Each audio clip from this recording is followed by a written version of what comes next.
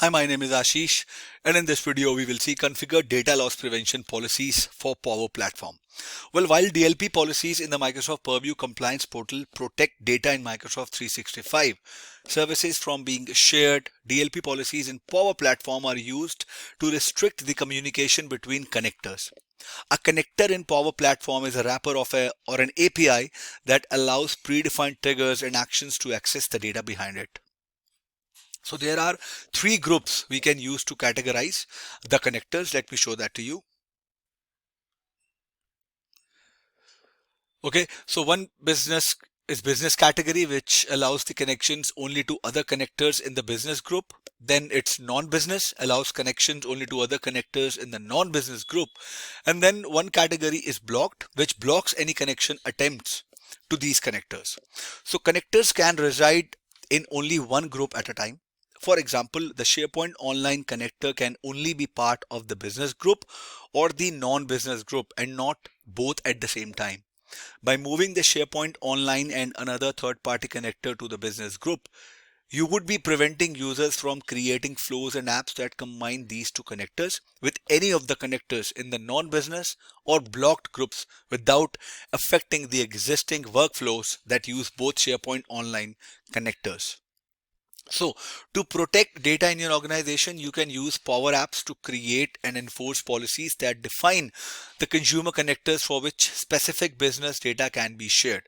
These DLP policies ensure that data is managed in a uniform manner across your organization, and they prevent important business data from being accidentally published to connectors such as social media sites.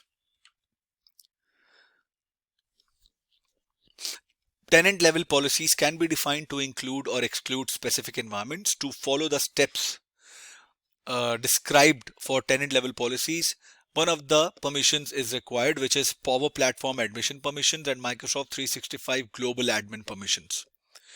To create environment level policies, you need to have Power Apps Environment Admin Permissions. And if you want to create a DLP policies to deny connectivity between SharePoint Online and non-business apps using Power Platform Admin Center.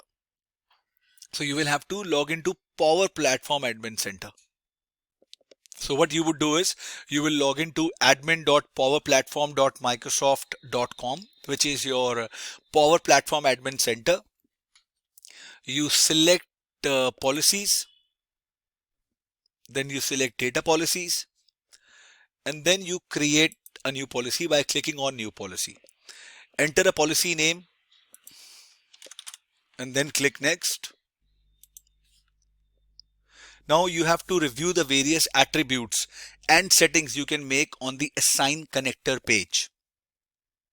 Okay, you have to, this is business, like I told you about the three groups that you can use to categorize your connectors: business, non-business, and blocked. Okay, these are non-business.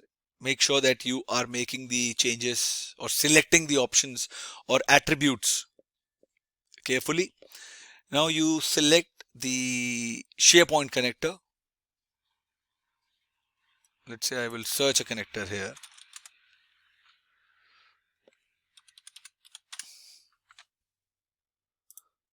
I selected the SharePoint connector and then select Move to Business from the top menu bar.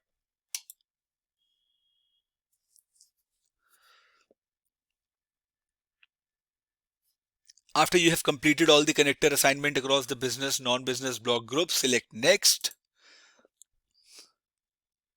On the Custom Connectors Patterns page, you can specify an ordered list of allow or deny URL patterns for custom connector. You select it. You select Add Connector Pattern, and once specified, select Save. So you can add a pattern here, host URL pattern, non-group, group, or blocked. Then you click on Save. I don't have any, so I'm just showing you. You click on Next. Okay. On the Add Environment page for tenant level policies, the list will show the tenant level admin all the environment in the tenant. For environment level policies, this list will only show the subset of environments in the tenant that are managed by the user who has signed in as an environment admin. So you will have to select the environments you want to include in the policy and add them to the policy scope by using add to policy. Okay, you can add multiple environments, you can exclude certain environment, or you can add all environment. So this is the review and the create policy page. Then you click on create policy.